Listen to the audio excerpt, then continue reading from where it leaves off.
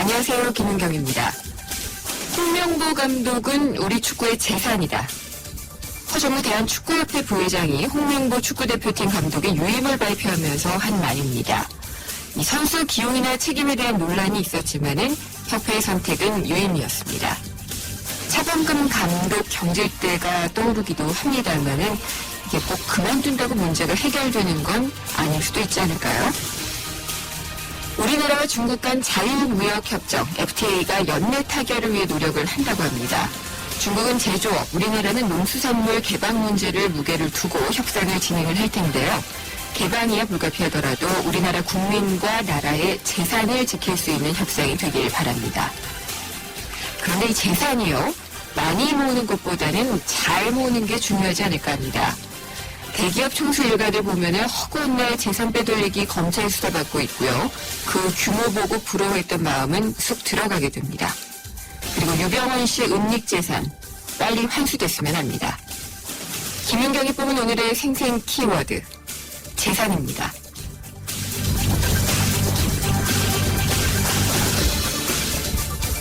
네, 오늘 금요기획 주제는 건강보험료 부과체계 개편입니다.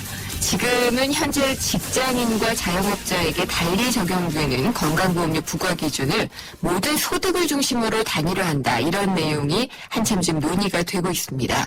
이렇게 되면 또 내가 내는 건강보험료가 올라가는 것은 아닌지, 소득 중심이 되면은 그동안 논란이 됐던 직장인과 자영업자의 형평성 논란은 해소가 되는 건지 궁금한데요. 오늘 금요기획들은 이 문제를 집중적으로 토론해 보도록 하겠습니다. 김은경의 생생경제 1부 시작합니다.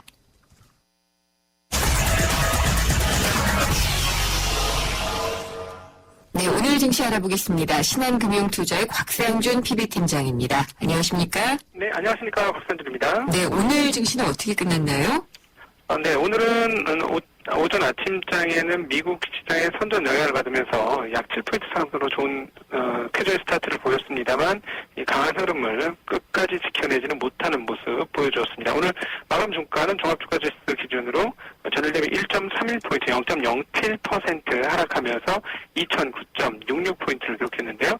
개인과 외국인들이 매수를 했음에도 불구하고 기관들의 매도 그리고 외국인들의 선물 매도가 쏟아져 나오면서 지수가 좀 밀리는 흐름들을 보여주었습니다. 그러나 장중 최저가에 비해서는 상당히 올라오면서 마감을 지어줬는데요.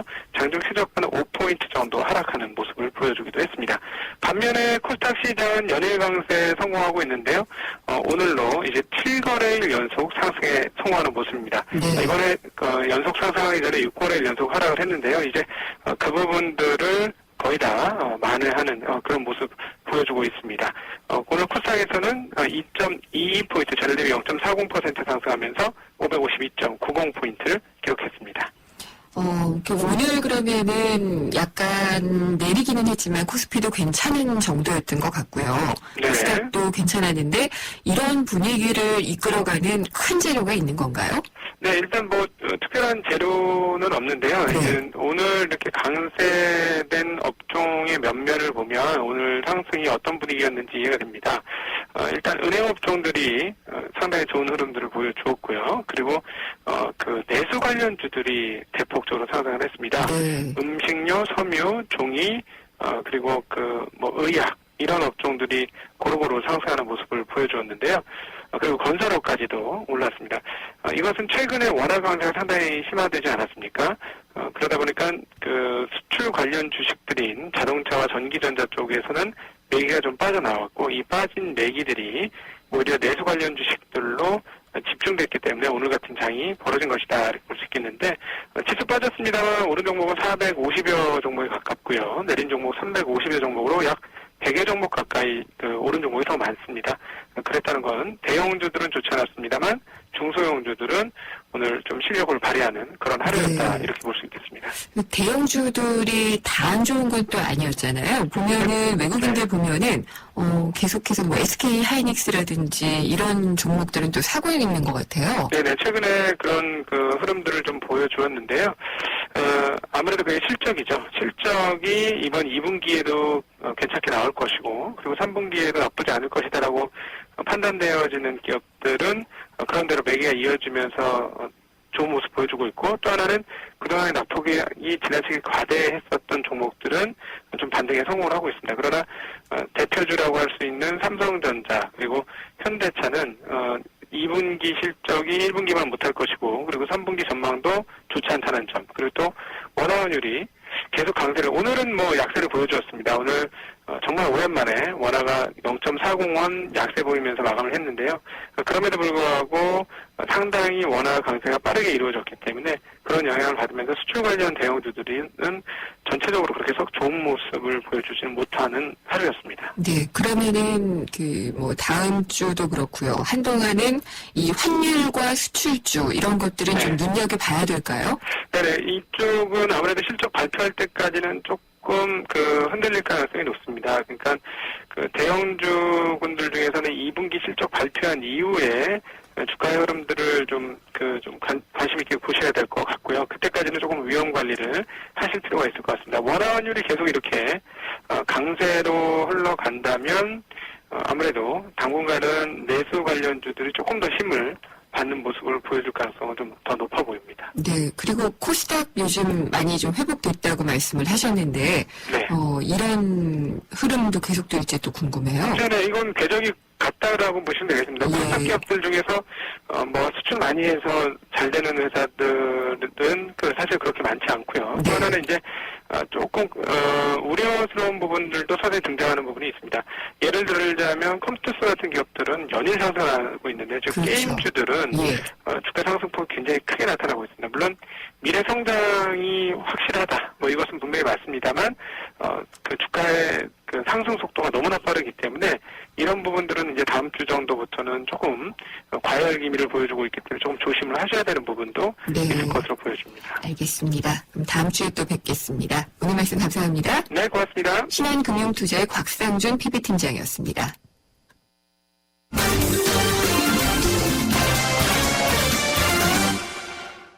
오늘의 주요 경제 뉴스 정리해보겠습니다. 한국일보 이성철 부국장 전화로 연결하겠습니다. 안녕하십니까? 안녕하세요. 네.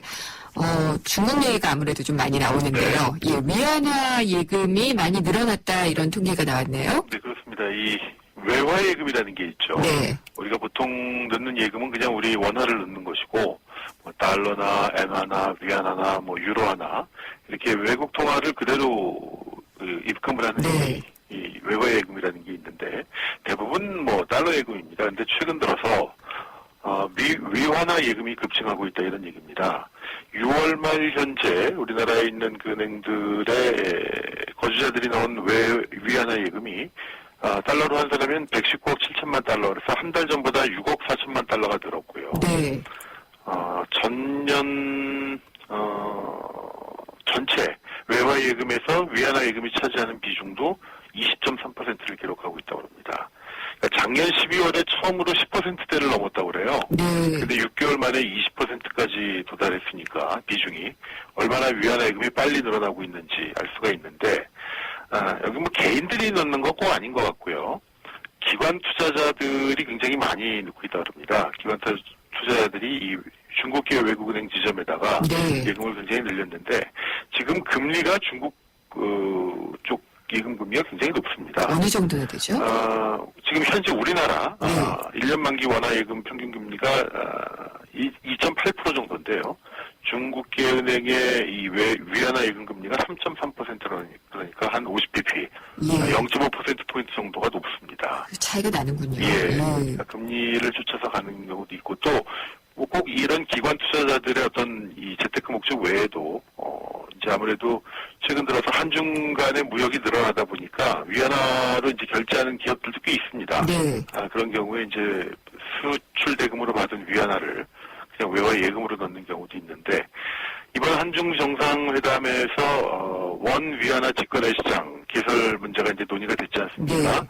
시한은 물론 정하지 않았습니다만 이걸 개설하기 위해서 양국이 적극적으로 노력한다 이렇게 돼 있는데, 만약에 위안화 그러니까 우리나라 원화와 중국의 위안화를 바로바로 교환할 수 있는 직거래 이 외환 시장이 만들어지게 된다면 그만큼 이제 수수료가 싸지겠죠. 네. 지금은 원화, 달러, 위안화 이렇게 두 번을 해야 되기 때문에 수수료가 이중으로 붙습니다만 직거래 시장이 만들어지게 되면 이 외환 수수료가 하나만 붙기 때문에 그만큼 이 수요자 입장에서는 이 조달 비용이 적게 됩니다. 네. 비용이 덜 들어가게 될 것이고 그렇게 되면 아무래도 위안화 예금은 앞으로 더 빠르게 늘어나지 않겠는가 이렇게 전망되고 있습니다.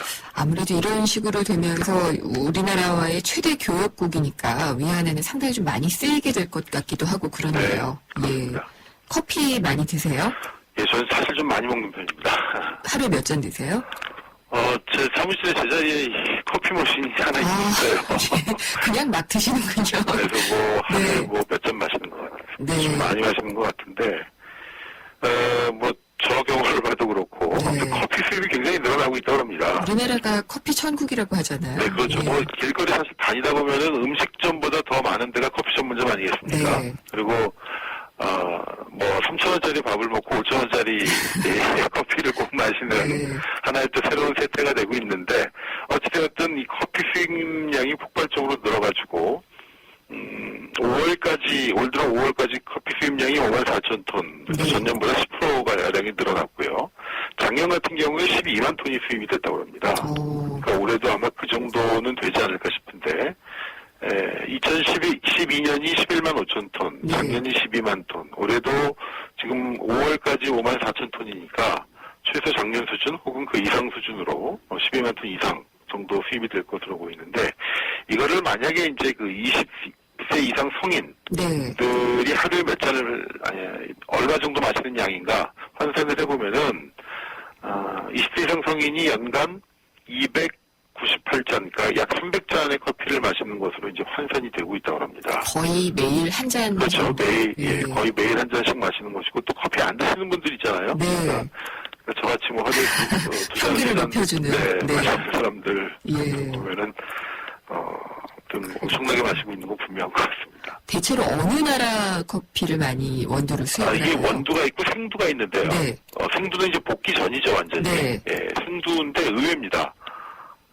베트남산이 제일 많이 수입이 되고 있다고 합니다. 브라질을 이겼네요. 네, 네. 브라질은 오히려 원두 이렇게 한번 볶은 거죠. 예. 원두로 보면 미국이 제일 많고요. 네. 생두 기준으로 보면 의외로 베트남산이 가장 베트남이군요. 많다고 합니다. 네. 이게 뭐 가격이 최근에 커피 가격도 좀 뭐 오른다고 하고 네. 전 세계적으로요. 네. 카카오 가격도 뭐 얘기가 되는데 중국 안정. 사람들이 네. 본격적으로 커피를 마시기 시작해서 생두 가격이 올랐다는 얘기도 있죠. 그러니까 중국이 조금만 움직이면은 네. 가격이 다 요동치게 되는 것 같아요. 아마 중국인들이 이제 도시화가 빠르게 진행이 되면서 네. 우리나라 직장인들처럼 이 원두커피, 테이크아웃 커피를 마시기 시작하면은 네.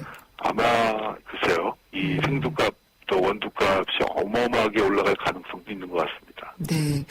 그리고 역시 미국에서 원두를 많이 수입을 하는군요. 네. 네. 이제 알겠습니다. 미국 산인인 경우보다는 이제 미국에 경유가 많겠죠. 네, 아무래도. 경유에서. 네. 그러니까 미국에서 어떻게 뭐 제조가 한번 됐거나 네. 이런 것들을 수입을 하게 되는군요.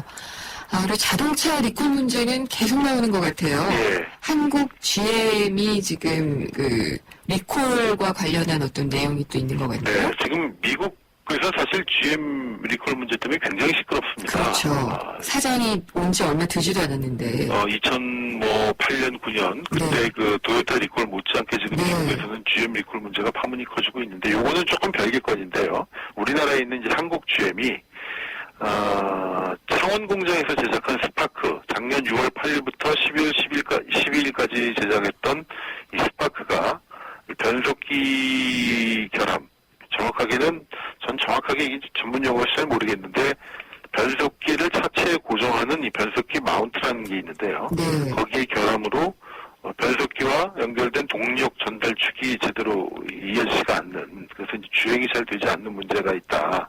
그래서 이거에 대해서 27,000대 리콜 결정이 나왔고요. 네.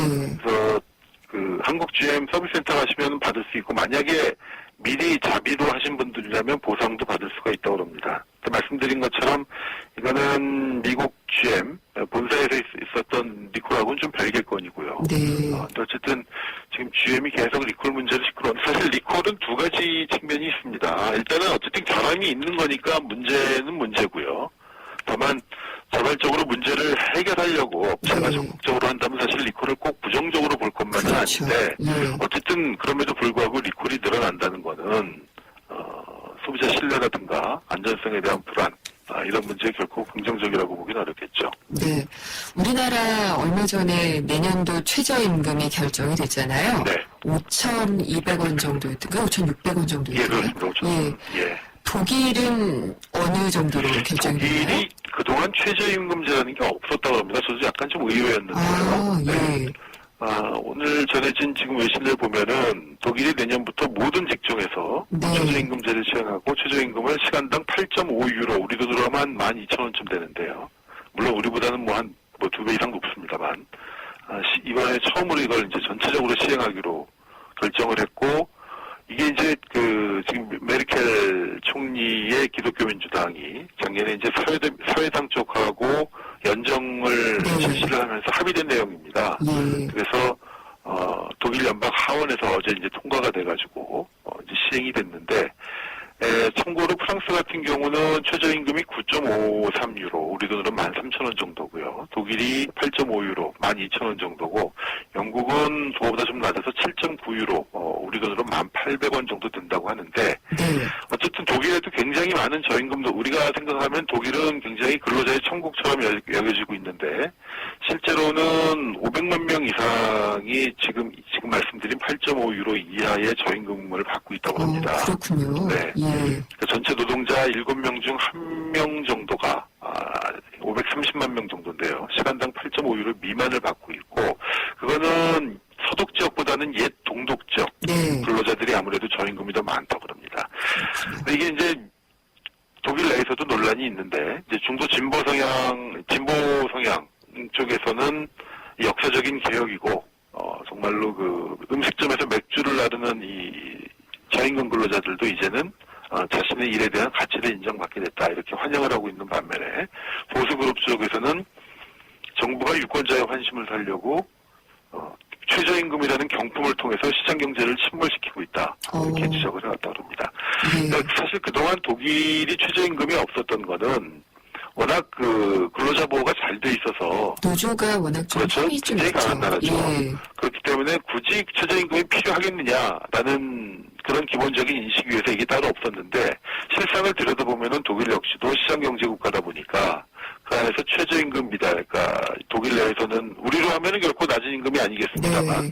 8.5유로 미만의 낮은 임금에 시달리는 근로자가 500만 명 이상 된다 보니까 이거에 대한 지적들이 많이 제기가 돼왔고 결국 됐는데, 알겠습니다. 예, 여기까지 듣도록 하겠습니다. 오늘 말씀 감사합니다. 네, 고맙습니다. 한국일보 이성철 부국장이었습니다.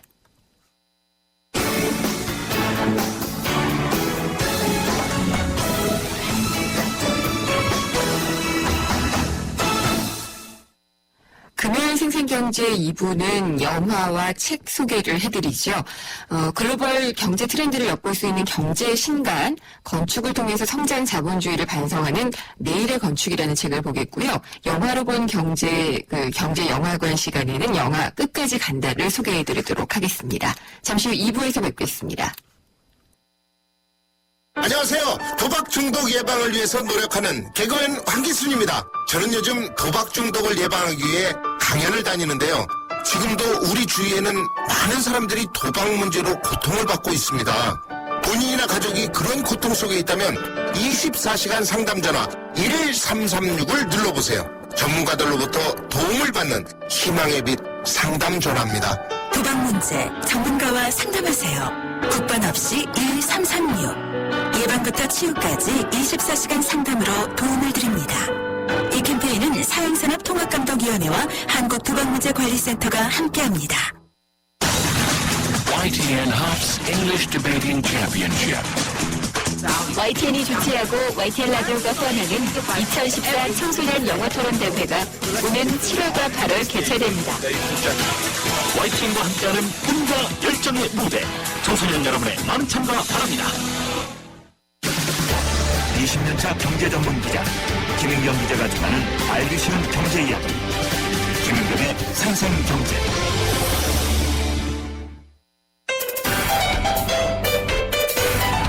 알쏭달쏭 경제 상식 퀴즈.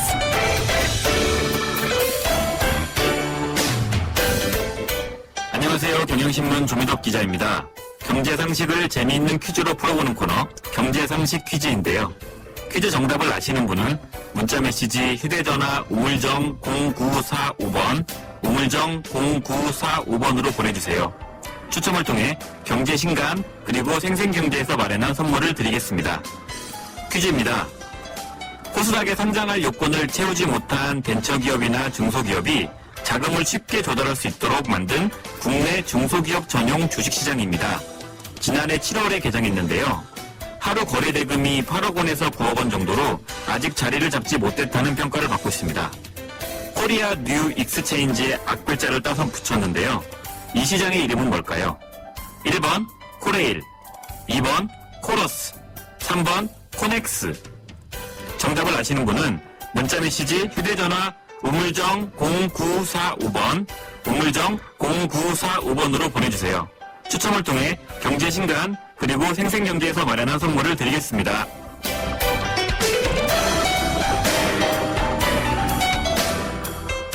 조미덕 기자가 아주 미덥게 경제상식 퀴즈를 잘 내줬는데요.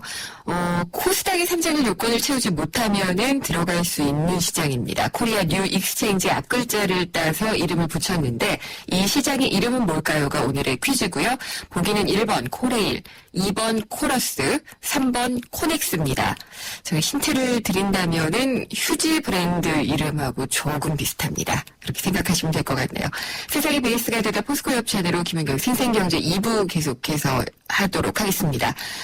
오늘 방송 끝날 때까지 정답 보내주시면 되고요. YTN 라디오 앱 예스를 통해서 보내주시거나 문자는 휴대전화 우물정의 0945번, 트위터는 YTN_이코노미, 페이스북은 YTN 라디오 이코노미입니다. 그리고 물론 웹사이트를 통해서 남겨주셔도 됩니다. 정답을 보내주신 분들 중에 선정을 해서요. 오늘의 경제신간에서 소개를 해드리는 내일의 건축을 보내드리도록 하겠습니다. 저는 광고 듣고 다시 돌아오겠습니다. Una risposta a tutto. Se voglio fare contento, Totò, guardate conto una cosa. 영화만 보러 극장 가는 게 아닙니다. 경제를 보러 영화관에 가실 수도 있는데요. 영화 속에 녹아있는 경제를 찾아 배워보는 시간이죠. 경제영화관. 경향신문의 박병률 기자가 전화로 연결돼 있습니다. 안녕하십니까? 네, 안녕하세요. 네, 오늘은 어떤 영화예요? 네, 요즘 한국 영화의 좀 대세 같은데요. 예? 액션 영화 편을 보고 왔습니다. 김성훈 감독의 영화 끝까지 간답니다. 아, 보셨군요. 네. 내용은 어떤 건가요? 네, 형사가 나오는데요. 형사 고건수가 어머니의 장례식 날 한 통화에 전화를 받습니다. 예. 비리가 적힌 장부가 감찰반에 적발됐다. 그래서 이제 깜짝 놀라서 이제 뛰어나가는데요. 아내가 전화를 걸습니다. 우리 이혼하자 통보를 합니다. 네. 또 빗길이었는데 갑자기 강아지 한 마리가 튀어나오길래 깜짝 놀라서 피했더니 사람을 칩니다. 그 사람이 이제 현장에서 즉사를 하는데, 아이고, 예. 네, 아주 억세게 좀 운이 없는 하루입니다. 이제 깜짝 놀라서 얼떨결에 이 죽은 사내를 트렁크에 싣고 이제 튀어버리는데요. 네. 이렇게 이제 김성훈 감독 영화 이 끝까지 간다는 아주 이렇게 지독하게 셀 수가 없는 하루를 보내는 한 형사의 이야기를 담고 있습니다. 결말이 궁금해지는데 어쨌든 형사인데 교통사고로 사망사고를 내는데 뭐 그 전에 감찰반에 또 비리가 감찰이 됐고 네. 뺑소니를 치는 그런 내용인데요. 네. 조금 더 줄거리를 소개를 해주시면은 어떤 게 더 있을까요? 네. 이제 여기 어쨌든 트렁크에 이제 싣고 도망을 가는데 네. 시체를 어떻게 처리해야 될까 고민을 하는데 갑자기 이제 관에 모신 어머니가 생각이 납니다. 그래서 이 죽은 사내를 어머니 관에 넣고 매장을 해버립니다. 이제 완전 범죄다. 네. 라고 생각하는 순간에 전화가 또 한 통화 걸려오는데요. 사람을 죽이고도 너 지낼만 하느냐 이런 전화가 걸려옵니다. 무서워라. 네, 알고 예. 봤더니 이 사람 네. 수배자였습니다. 네. 그리고 나서 이 전화가 얘기하는 게 내가 사실을 다 알고 있으니까 내일까지 그 시체 내게 가져와라 얘기를 하는데 도대체 이 전화를 건 사람 누군가 그런 내용입니다. 예. 어쨌든 일반인은 아니었는데 네. 이게 뭐 끝을 알 수 없는 그런 내용인가 봐요. 네, 역시 이 영화의 좀 미덕은 보면 이제 끊임없이 이어지는 긴장감인데요. 네. 엎친 데 덮친 격으로 계속 일들이 일어나고 또 이걸 해결했다 싶은데 또 문제가 또 발생합니다. 우리 편 같은데 또 적이고 적 같은 같은데 우리 편인 이런 영화입니다. 좀 재밌습니다. 네, 예. 메비우스의 띠 같군요. 네. 여기서 영화 컷을 잠깐 좀 들어보고 갈게요. 네.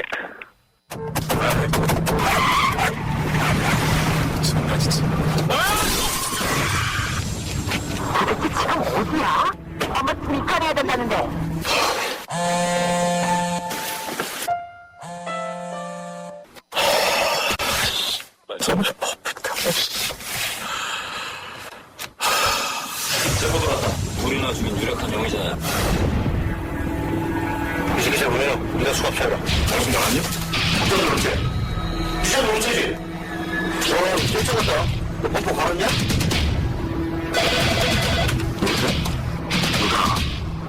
이범인 죽였다고 말하는 사람. 너도 이제 끝이야. 어떻게 사람 죽이고도 지내고 나요? 중국을 맞아도 이렇게 아픈데 차에 친 유광민이 얼마나 아팠을까. 이범민 가져와. 뒤에는 묻지마. 그러면은 이 영화 속에서 보는 경제 이야기는 어떤 건가요? 네, 이 죽은 사내를 보니까 나중에 그 죽은 조직 폭력배의 핵심 인물인데요. 네. 이게 그 살해를 당한 이유가 어떤 이제 금고에 열쇠를 갖고 있다가 살해를 당합니다. 이 영화상의 설정을 보면 세관에서 압수한 마약을 빼내가지고 이걸 이제 유흥업소에 팔고요. 이제 이걸 가지고 마련한 돈을 예치해놓은 그런 금고의 열쇠인데 이제 형사 보건소가 맨 마지막에 그 영화 끝날 때 보면 이 비밀 장소에 찾아가서 이제 돈다발을 봅니다. 근데 이 돈다발을 보면 맨 위에 이제 5만원짜리 지폐가 보이는데요. 네. 이게 이제 보나마나 이제 돈이 아마 세탁돼서 보관 중인 이런 돈일 텐데 오늘은 이제 돈 세탁에 관련된 그 말씀을 좀 드리려고 합니다. 돈 세탁의 기법을 말씀해 주실 건가요? 일단 우리가 저기 뉴스 같은 데 보면 네. 돈 세탁 얘기가 참 많이 나오는데 많이 나오죠. 예, 또 의미를 또 잘 모르시는 분도 많을 것 같습니다. 우리가 흔히 이제 돈 세탁 혹은 또 자금 세탁 이런 말을 쓰는데요.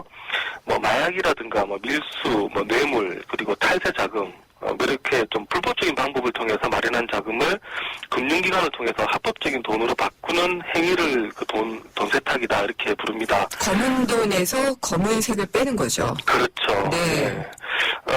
그 어떤 면에서는 이런 그 더러운 돈, 네. 이제 출처를 좀 쫓기 어렵도록 만들어가지고 마치 합법적이고 깨끗한 돈인 것처럼 보인다 이런 의미인데요.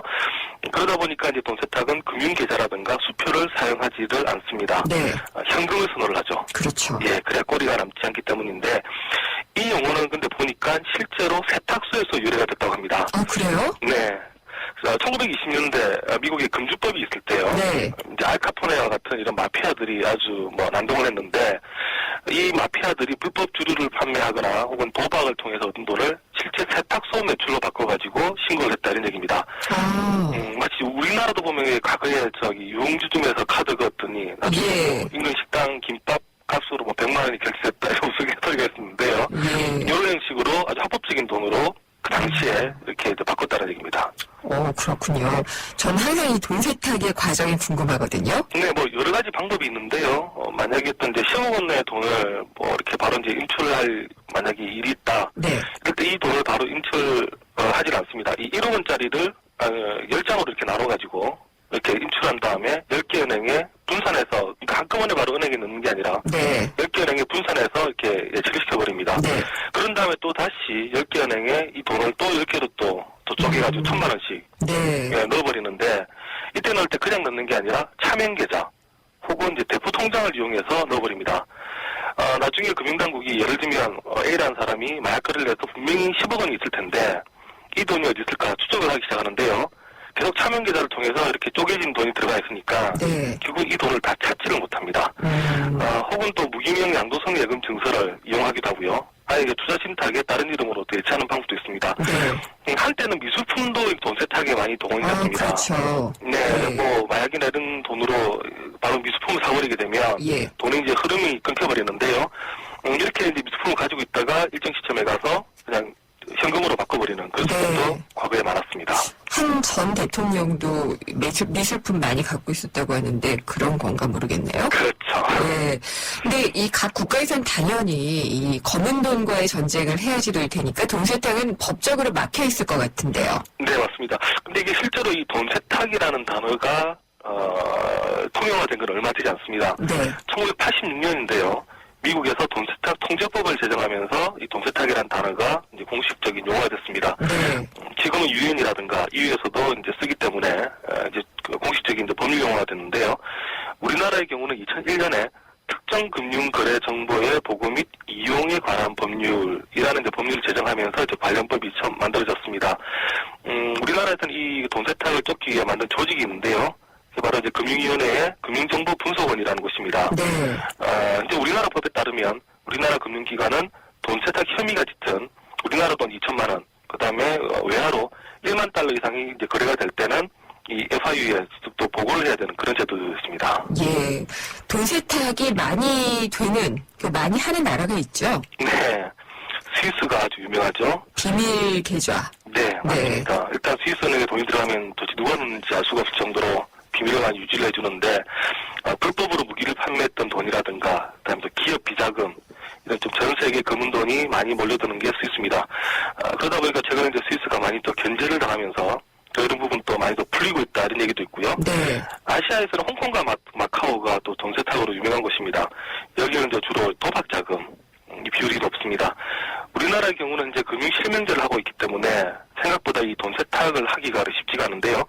그래도 보면 뭐 기업이라든가 정치인 비자금 얘기 나올 때 보면 꼭 빠뜨리지 않는 게 바로 이 또 돈 세탁이기도 합니다. 그렇죠. 근데 올 들어서 이 5만 원권이 회수율이 굉장히 떨어졌다. 계속해서 떨어지고 있잖아요. 네. 돈 세탁하고 관련이 있는 게 아닐까요? 그렇죠. 이게 사실 그 금융당국이 주시하는 게 바로 그런 점인데요. 네. 보통 그 한국은행이 발행하는 5만 원권 작년만 하더라도 한 그 회수율이 한 60%가 넘었습니다. 그때 100장을 시중에 뿌리면 60장 정도는 은행에 이제 돌아왔는데 올 들어서는 이게 지금 20%대로 지금 떨어져 있습니다. 네. 그럼 도대체 한국은행이 발행했던 5만 원권 중에 8장은 지금 도대체 어디가 있느냐? 금고. 네, 이게 그런 거죠. 네. 근데 이게 아마 추정을 해보건데 작년부터 박근혜 정부가 지하경제 양성화 이러면서 이제 강하게 이제 밀어붙이니까 예. 그래서 이 돈들이 지하로 숨은 것 아니냐라는 좀 의심을 하고 있고요. 네. 또 하나는 최근에 이제 금리가 많이 떨어졌는데 네. 그러다 보니까 이제 고소득자들이 은행에 별로 돈을 맡길 유인이 없다는 겁니다. 네. 은행에 맡겨봤자 이자는 얼마 안 되고 자신의 또 재산은 다 드러나니까 차라리 현금을 갖고 있겠다. 네. 그렇게 될 경우에는 뭐 건강보험료라든가 예. 뭐 이런 여러 가지 혜택을 볼 수가 있으니까 그렇죠. 혹시 그런 것 아닌가 이런 의심하는 그 시각도 있습니다. 아, 이 정말 신성한 신사임당이 새겨져 있는 5만 원권이 또 이렇게 이용이 되고 있군요. 예, 오늘 이야기 잘 들어봤습니다. 감사합니다. 네, 감사합니다. 경향신문의 박병률 기자였습니다. 생생경제가 뽑은 이 한 권의 책, 화제의 경제신단. 자, 이제 영화관에서 서점으로 이동을 하겠습니다. 금요일마다 만나는 따끈따끈한 경제신간입니다. 홍순철 북칼럼니스트 나오셨습니다. 안녕하십니까? 예, 안녕하세요. 오늘 소개해 주실 책, 제가 관심을 많이 갖고 있는 건축책이네요. 그렇습니다. 네. 내일의 건축이라는 제목의 책이고요. 이 책은 이토도요라는 분이 책을 예. 썼습니다. 건축가의 역할이 무엇일까? 또 건축의 미래는 어때야 되는가? 네. 이런 생각을 한 번쯤 해볼 수 있는 그런 책인데요. 지금 뭐 전 세계 메가폴리스에 세워지고 있는 수많은 마천루들 고도 네. 성장과 압축 성장을 상징하는 건축물들입니다. 전부 다 화려하고 높고 일단 위용이 대단하죠. 네. 세계에서 가장 높은 빌딩인 부르즈 칼리파를 비롯해서 수십 개의 마천루들이 지금 장관을 이루고 있는 아랍의 두바이는 현대 최첨단 건축 양식을 집대성해 놓은 공간이라고 할 수 있습니다. 네. 지금 그곳에 전 세계의 슈퍼리치들이 어마어마한 돈을 퍼부어가면서 경쟁적으로 지금 높은 빌딩을 지어 올리고 있는데요. 이게 마치 과거에 이 신의 영역에 도달하기 위해서 바벨탑을 쌓아 올렸던 것 같은 그런 느낌을 받을 수가 있습니다. 하지만 이런 현대 기술력의 상징이면서 경제 성장의 증거였던 거대 건축 프로젝트, 사실 인간적이지 못하거든요. 우리가 네. 그 안에 한번 들어가서 예. 올라가 있다고 한번 상상을 해보세요. 어떤 느낌이 들까? 밖에서 보면 사람들의 시선을 사로잡지만 그 안에 들어가는 순간 네. 현기증을 느끼게 됩니다. 굉장히 부정적이신데요. 그렇죠. 네. 저는 예. 이 책에서 이야기하고 있는 게 바로 그런 이야기예요. 네. 우리가 높은 건물들, 화려함을 자랑하는 건물들, 물론 지금까지의 우리의 경제 성장과 성장 자본주의의 모습들을 상징하고 있기도 하지만 이런 것들이 가만히 뒤돌아서 보면 주변과의 균형을 파괴시키고 있고 네. 또 메가폴리스, 다른 상권, 주변 상권들을 다 빨아들이고 있고 이게 마치 승자 독식 사회라든가 네. 성장 자본주의의 모습과 닮아 있는 것이 아니냐. 이 책의 저자인 이토 도요는 내일의 네. 건축이란 책을 소개하면서 이러한 과거의 근대주의적인 건축 방식의 문제점을 네. 제기를 하고 있는 것이죠. 그런 얘기 하시니까 또 우리 동대문에 서 있는 이상한 건물 하나 또 생각나기도 예. 해요. 주변 상권 얘기. 근데 건축가가 쓴 책이지만 어쩐지 경제에 대한 철학을 담고 있는 책 같네요. 그렇습니다. 건축의 본질이 무엇인가에 대해서 생각해 볼 수 있는 건데요. 저자는 건축에 대해서 여러 가지 다양한 철학과 사상들을 네. 갖고 있다고 그럽니다. 건축 그러면 인간과 공동체를 위해 존재해야 된다는 분명한 철학을 갖고 있어요. 네. 그리고 그런 철학을 가지고 새로운 건축을 꿈꾸는 건축가들이 늘어나고 있는데 일본의 건축가인 이토 도요도 그런 건축가 가운데 한 사람이라고 할 수 있습니다. 건축계의 노벨상이라고 불리는 상이 있는데 프리츠커상이라고 그러죠. 알아요. 예. 일본인들이 꽤 많이 꽤 많이 받았잖아요. 예. 한 5개 정도를 예. 일본인들이 지금 받아가고 있는데 이분 또한 그 상을 받은 분이에요. 그러니까 세계적으로 이름이 있는 분인데 네. 이분이 사실 지금은 상당히 색다른 미래의 건축을 꿈꾸고 있는데 과거에는 다른 건축가들과 마찬가지로 화려한 것을 좋아하고 뭔가 높은 건물들을 네. 짓고 이런 것에 관심이 있었다고 그럽니다. 근데 그에게 건축가로서 혁명적인 전환을 가져오게 된 계기가 있었는데요. 네. 바로 2011년 3월 11일의 사건입니다.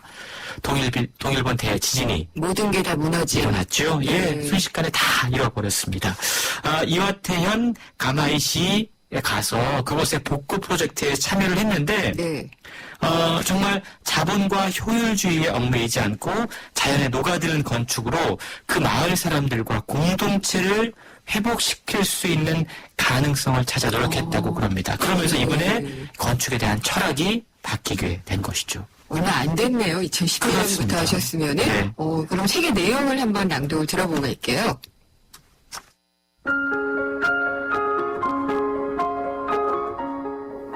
한갓에서도 쓰나미는 자연재해였지만 원전 사고는 인재라고 이야기한다. 하지만 진지하게 생각해본 뒤에 나는 쓰나미 피해와 원전 사고라는 두 가지 재해 모두가 인재라는 결론에 이르렀다. 어떤 재해이건 기술의 발달로 자연을 정복할 수 있게 되면서 기술을 절대적으로 신뢰해온 근대주의 사상이 문제라는 생각에서였다. 지금 일본 도호쿠 지역에서 3개의 현에 조성하고 있는 가설주택은 약 5만 호로 대부분이 컨테이너 타입의 철골 조립식 구조물이다. 이 가설주택은 성능이 나쁘다는 점에서도 문제가 제기됐지만 그 이상으로 마음에 걸리는 것이 규격화된 주택을 병렬하는 비인간적인 사고방식이다. 이 평등주의와 획일주의는 가설주택 문제뿐 아니라 오늘날 일본의 정신적 빈곤을 상징한다.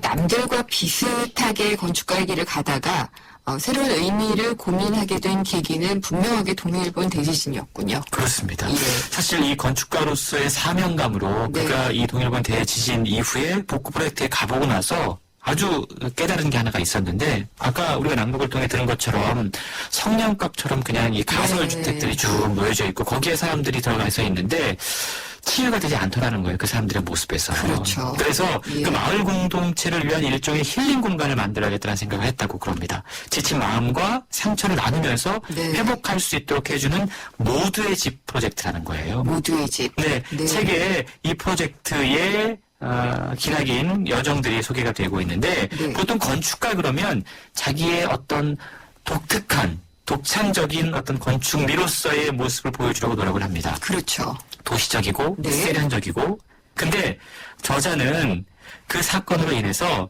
이것보다 더욱더 중요한 가치인 인간 공동체를 위한 건축을 생각하기 시작했다고 그럽니다. 네. 그래서 건축이라고 하는 게 정말 어떤 사회적인 책임을 분명히 지녀야 되고 내일의 건축은 지금과는 달라야 된다는 생각을 하게 됐다고 그러고요. 책을 통해 그러한 비전을 제시해주고 있는데 인류가 동굴에서 나와서 집을 짓기 시작했던 그 이유, 그건 공동체로 마을로 꾸려서 우리가 서로 합쳐질 수 있고 네. 하나가 될 수 있다는 걸 보여주기 위해서였다는 거죠. 그래서 건축이 곧 마을의 형성을 통한 공동체의 표현이라는 걸 깨달았고 그런 것을 앞으로의 내일의 건축의 비전이라고 책을 통해 이야기를 하고 있습니다. 그러니까 내일의 건축이라는 것은 어떤 인간성의 회복, 공동체 정신의 회복, 이것을 위한 건축이겠군요. 그럼? 그렇습니다. 이토노요는 자본주의와 건축이라고 하는 목차 부분에 이런 이야기를 하고 있더라고요. 자본주의가 기술 만능의 근대주의적인 도시를 완성했고 건축가는 경제와 자본을 눈에 보이는 형태로 만들어내는 도구로 전락해버렸다. 네. 그러니까 건축가의 지금까지의 모습이 그랬다라는 거죠.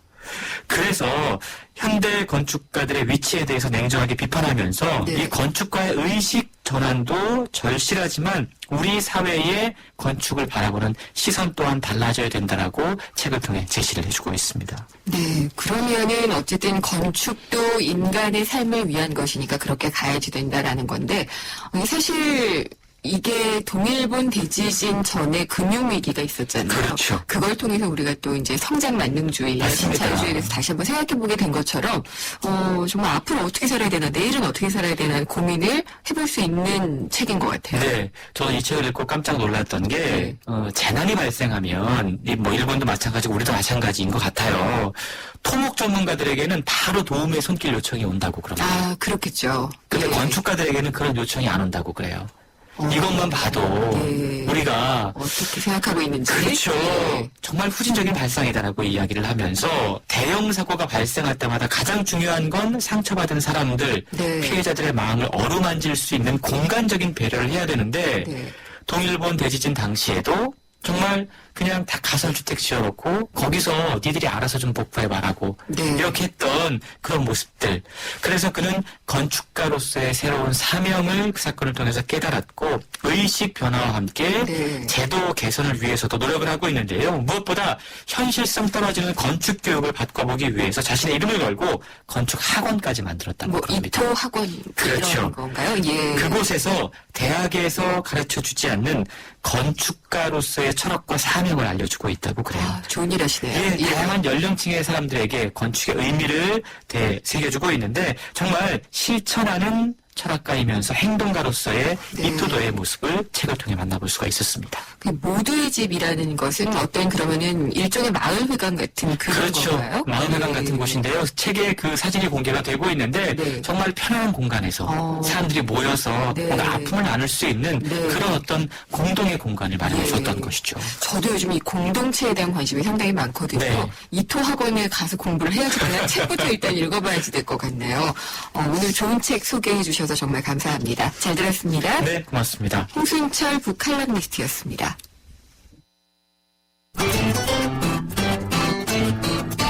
생생경제를 다양하게 만나는 방법. YTN 라디오 앱 예스와 웹사이트 김은경의 생생경제 또는 트위터 YTN_이코노미로 실시간 듣기와 다시 듣기를 하실 수 있고 방송 내용에 대한 문의와 의견을 주실 수 있습니다.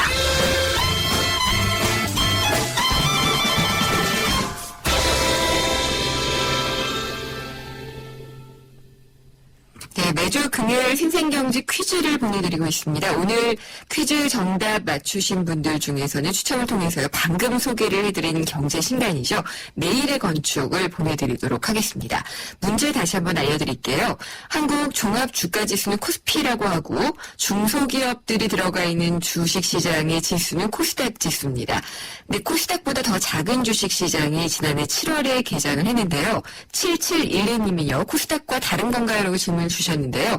아무래도 코스닥에 진입을 하려고 하면 조금 더 요건이 강화가 돼야 됩니다. 이것보다는 조금 더 쉽게 들어갈 수 있도록 한 시장이 바로 오늘의 그 퀴즈의 정답입니다. 코리아 뉴 익스체인지, 익스체인지라고 하면 보통 이제 거래하는 시장을 얘기를 하거든요. 앞 글자를 따서 이름 붙인 이 시장의 이름은 뭘까요?가 오늘의 퀴즈였습니다. 보기는 1번 코레일, 2번 코러스, 3번 코넥스입니다. 정답 맞춰주신 분들 중에 선정을 해서요. 오늘 경제신간에서 소개를 해드린 내일의 건축을 보내드리도록 하겠습니다. 정답은요. 문자로 주시면 되고요. 휴대전화 우물정의 0945번, 트위터나 페이스북으로 주셔도 됩니다. 트위터 주소는 YTN_이코노미고요. 페이스북은 YTN 라디오 이코노미로 들어오시면 됩니다. 잠시 후 3, 4후 부에서는 지금까지 이 훈훈했던 분위기가 지속이 될 수 있을지 잘 모르겠습니다. 금요기획 주제가 상당히 뜨겁거든요. 건강보험료 부과체계 개편입니다. 어떻게 우리가 알아봐야지 되는지 개인적인 부분 또 정부에서의 측면에서도 다 들여다보도록 하겠습니다. 4시 뉴스 듣고요. 저는 생생경제 3부로 돌아오겠습니다.